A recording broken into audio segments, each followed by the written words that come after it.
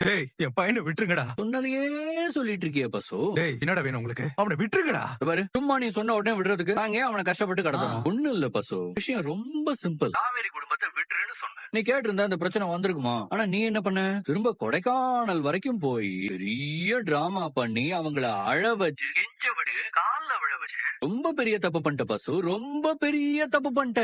அப்படிலாம் நீ செஞ்சா அந்த விஜய் பாத்துட்டு சும்மா இருப்பான்னு நினைச்சியா? அதுக்காக என் பையனையே கடத்துவீங்களா? வேற என்ன பண்ண சொல்ற? கோர்ட்ல போய் நீதி நியாயம் நிக்கணுமா? அதெல்லாம் உன்ன மாதிரி ஆளுங்கள்ட்ட கிடைக்காதுன்னு தெரியுமே பசு. இங்க பாரு, ராகவ ஏதாவது பண்ணீங்க ஒட்டு மொத்தமா உங்க எல்லாரையும் அழிச்சிருவேன். ஓவரா பேசுனேன்னு வச்சுக்கோயேன், உன் ராகவன் நாங்க அழிச்சிடுவோம். பரவாயில்லையா? அழிச்சிருமா? இப்ப நான் என்ன செய்யணும்? நீ என்ன பண்ற? உடனே கிளம்பி சென்னைக்கு வா. இங்க பாரு, நீ என்ன பண்ற? நல்ல புள்ளையா போய் காவேரி வீட்டு டாக்குமெண்ட்ஸ் எல்லாத்தையும் கையில எடுத்துக்கோ. அவங்க வீடு அப்படியே அவங்களுக்கு வந்தா அதுக்கு என்ன செய்யணும்னு உனக்கு தெரியும்ல. அந்த பேப்பர்ஸ் எல்லாம் எடுத்துக்கிட்டு உடனே சென்னைக்கு கிளம்பி வா. 8 மணி நேரத்துல நீ சென்னைக்குள்ள இருக்கணும். டேய் என்ன பத்தி தெரியாம விளையாடுறீங்கடா. யோ மாமாய், எனக்கு தெரியும் மாமா, உன்னை பத்தி நல்லா தெரியும். அப்பா பேசுங்கப்பா, ராகவ் ஏதாவது பண்ணிட போறாங்க. நான் வந்துடுறேன். எல்லா பத்திரமும் எடுத்துட்டு வந்துடுறேன். எங்க வரணும்? சென்னை வந்துட்டு போன் பண்ணு ராஜ்.